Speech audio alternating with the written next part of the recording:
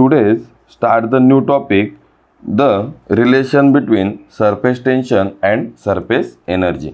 That like question asked about in examination, obtain the relation between surface tension and surface energy. आपल्याला याच्यामध्ये काय करायचं आहे, surface tension आणि सरफेस एनर्जी मधलं रिलेशन प्रूव्ह करायचं आहे. त्याच्यासाठी आपल्याला सरफेस एनर्जीची डेफिनेशन अगोदर बघूया. Surface energy, it is defined as potential energy per unit area of surface. Consider a rectangular PQRS frame. So this is a PQRS frame with horizontal wire QR. This is one of the wire QR. This is yellow line. This is wire of length.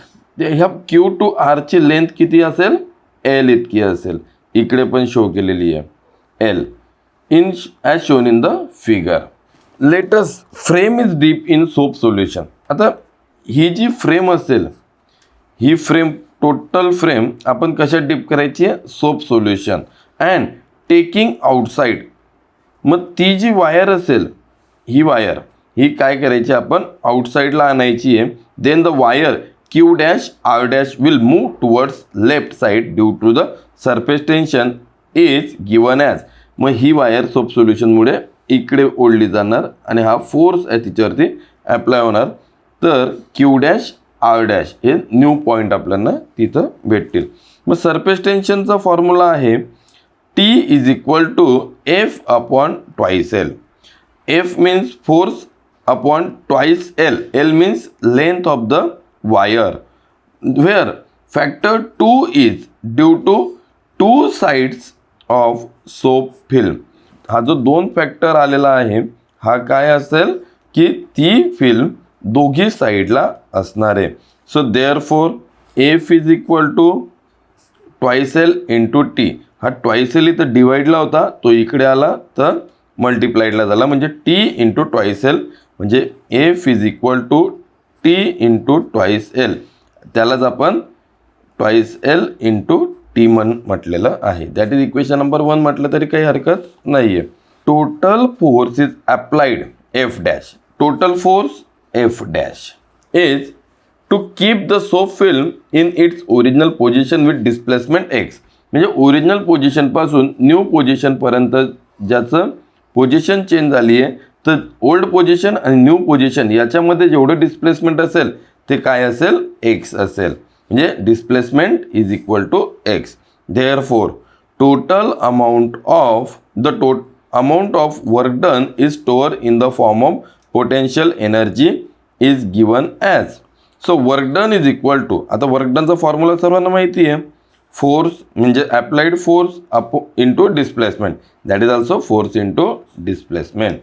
W म्हणजेच काय, work done.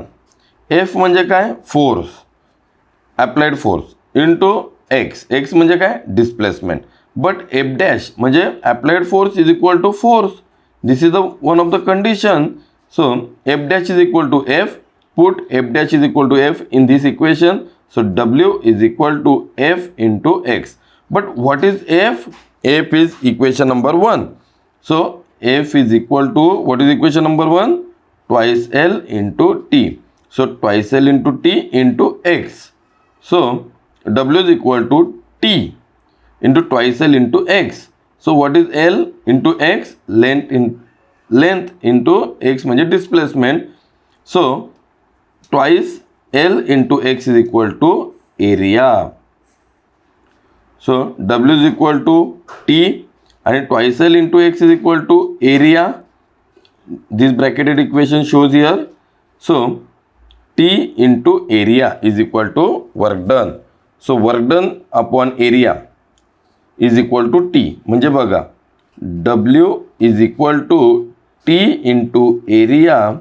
Area जर मी left साईडला घेऊन आलो तर काय होईल, W म्हणजे work done upon area is equal to T. T म्हणजेच काय, सरफेस टेन्शन. हे बघा हे equation. Therefore the amount of work done is store in the form of potential energy then. Potential energy upon area म्हणजे work done हे कसं असेल, potential energy इतकंच असेल. So potential energy upon area is equal to T. T म्हणजे surface tension. According to surface tension theory potential energy per unit area is equal to surface tension. ही definition आपण सुरुवातीला पण बघितली. So potential energy per unit area is equal to potential energy per unit area is equal to surface tension. This is a inverting definition. The potential energy per unit area is called as surface energy. But surface energy is equal to surface tension. This is the relation. That is surface tension is nothing but the surface energy. म्हणजे surface energy is equal to surface tension. This is the final. Now angle of contact. How question will ask about angle of contact. Define angle of contact. When it will acute or and obtuse. या दोन conditions असतात, acute आणि ऑब्च्यूस. त्या मी तुम्हाला detail सांगतो. और define angle of contact, give it's characteristics. त्याच्या काही महत्त्वाच्या कॅरेक्टरिस्टिक्स तुम्हाला डिफाईन करायच्या आहेत. तर आता अँगल ऑफ कॉन्टॅक्टची definition for a given solid liquid pair. The angle of contact is defined as the angle between tangent drawn to the liquid surface of the point of contact and solid surface. It is measured in the from liquid side.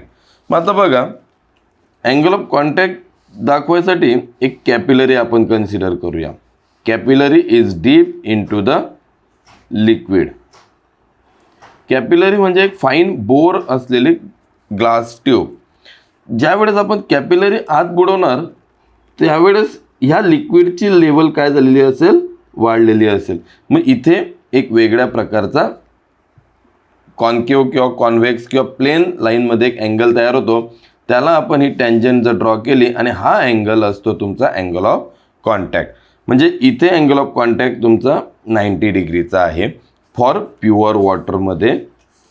केरोसिनमध्ये बघा ही capillary tube आणि हा angle तुम्हाला असा भेटतो kerosene. जर याला मी असं draw केलं तर इथे तुम्हाला एक अँगल मिळतो आहे तो. आणि इथे मर्क्युरी घेतलेलं आहे. मर्क्युरी डिप्रेस करणार आहे कॅपिलरीला. मग इथं अँगल ऑफ कॉन्टॅक्ट तुमचा वाढलेला असेल. मग बघा इथं angle of contact theta is equal to 0 असेल. इथे angle of contact theta is less than 90 degree असेल आणि इथे theta is greater than 90 degree असेल. म्हणजे अँगल 90 डिग्रीपेक्षा कमी असलास त्याला आपण ॲक्यूट अँगल असं म्हणतो आणि थिटा जर हा 90 डिग्रीपेक्षा जास्त असला त्याला आपण ऑब्च्यूस अँगल असं म्हणतो. Angle of contact is given for liquid solid pair. इथे एक महत्त्वाची कंडिशन आहे, अँगल ऑफ कॉन्टॅक्ट तुम्ही फक्त लिक्विड आणि सॉलिड पेअरमध्येच इंडिकेट करू शकता. Second characteristic, it is always constant for given liquid solid pair. हा ऑलवेज कॉन्स्टंट असेल, तो चेंज होणार नाही. The angle of contact is 0 for liquid wet solid completely. अशा कंडिशनमध्ये लिक्विड हा सॉलिडला जर पूर्णपणे ओलं करत असेल, वेट करत असेल तर त्याला आपण angle theta is equal to 0 degree असं असेल. चौथं असेल angle of contact is acute. आत्ताच सांगितलं काय असेल, ज्या वेळेस थिटा हा 90 डिग्रीपेक्षा कमी असेल, कमी म्हणा किंवा लेस म्हणा, त्यावेळेस लिक्विड वेट सॉलिड पार्शियली म्हणजे थोड्याफार प्रमाणात तो ओला करेल, त्यावेळेस तो अँगल असेल. पाचवे कॅरेक्टरिस्टिक्स आहे तुमची, the angle of contact is obtuse. आत्ताच सांगितलं थिटा हा काय असेल, ग्रेटर दॅन असेल 90 डिग्रीपेक्षा, म्हणजे जास्त असेल, म्हणजेच तो मॅक्झिमम असेल. तर ह्या कंडिशनमध्ये liquid does not wet the solid, म्हणजे लिक्विड हा सॉलिडला ओलं करणार नाही. Then angle of contact is changes due to addition of impurity. आपण 2-3 लेक्चरच्या पहिल्याच्या लेक्चरमध्ये बघितलं, लिक्विडमध्ये इम्प्युरिटी ॲड केली तर सरफेस टेन्शन चेंज होणार. तसंच इथं पण आहे, जर इम्प्युरिटी आपण जर एखाद्या मटेरियलमध्ये ॲड केली तर अँगल ऑफ कॉन्टॅक्ट त्याच्यामध्ये चेंज असेल. Then as temperature increases angle of contact decreases. That is temperature and angle of contact is inversely proportional. तर हे इन्व्हर्सली प्रपोर्शनल तिथे असतील. ॲज टेम्परेचर इन्क्रीजेस म्हणजे टेम्परेचर वाढवलं, अँगल ऑफ कॉन्टॅक्ट डिक्रीज झालेला असेल. Shape of liquid drop and angle of contact. म्हणजे आता आपल्याला काय बघायचं आहे, shape of liquid drop and angle of contact. Question असं विचारला जाईल, explain shape of liquid drop and angle of contact. Liquid ड्रॉपमधला शेप इंडिकेट करायचा आहे. Explain shape of liquid drop and angle of contact. Answer, consider liquid drop on solid surface, then 3 different types of surface tension will act on its let. आता बघा, ही एक diagram आहे. हा solid surface, हा liquid drop. आता तुम्ही एखाद्या टेबलच्या फ्लॅट सरफेसवरती एखादा ड्रॉप पुटअप केला तर तुम्हाला तो असाच दिसेल, वॉटर ड्रॉपलेट. त्याला एक टँजंट आपण ड्रॉ केली तर ही असेल, म्हणजे हा लिक्विड आणि हा थर्ड पार्ट येतो तुमचा एअर. म्हणजे T1, T2, T3.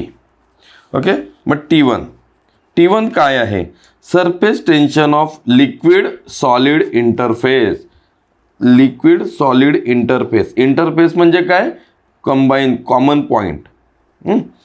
T2 काय आहे? Surface tension for air and solid interface. Air and solid interface. बघा, हा सॉलिड आणि हा एअर पार्ट. आणि तिसरा आहे air and liquid. Air and liquid interface. हे 3 इंटरफेस आपल्याला इथं भेटत आहेत. From figure, when drop will in equilibrium, म्हणजे नॉर्मल कंडिशनला, इक्विलिब्रियम कंडिशनला तो असेल तर इक्वेशन असं तुम्हाला भेटेल, T2 is equal to T1 plus T3 cos of theta. याला रिॲडजस्टमेंट जर केलं तर इक्वेशन आपल्याला T1 जर लेफ्ट साईडला आणला, इथे तो प्लस आहे, त्याला लेफ्टला आणल्यानंतर तो मायनस झालेला असेल. कोणासोबत? T2 minus T1. T3 cos theta is equal to T2 minus T1. आणि हा T3 आणि कॉस थिटा यांच्यामध्ये मल्टिप्लिकेशन आहे, गुणाकार आहे. T3 इकडे डिवाइडला जाताना, राईटला जाताना तो डिवाइडला गेला आहे. Cos theta is equal to T2 minus T1 upon T3. This is the condition for equilibrium. cos theta is equal to T2 minus T1 upon T3. It is very most important condition for equilibrium. So from above equation, which equation? कोणतं equation होतं ते? cos theta is equal to T2 minus T1 upon T3. ह्या इक्वेशननुसार 3 cases आपल्याला भेटत आहेत. T2 is greater than T1. T2 is greater than T1. बघा, पहिली condition काय? T2 हा मोठा असेल T1 पेक्षा. अशा वेळेस थिटा हा काय असेल? पॉझिटिव्ह असेल आणि तो अँगल असेल ॲक्यूट अँगल. म्हणजे cos is positive less than 90 degree असतो ट्रिग्नॉमेट्रीच्या रूलनुसार. सेकंड कंडिशन भेटते T2 is less than T1. T2 is less than T1 म्हणजे थिटा इज निगेटिव्ह तुम्हाला येईल आणि अँगल काय असेल? ऑब्च्युअस अँगल असेल.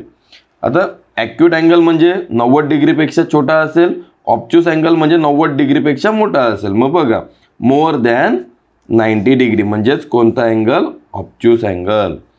T2 minus T1 is equal to T3. Theta is nearly 0. That is cos theta, cos 0 1 येतो.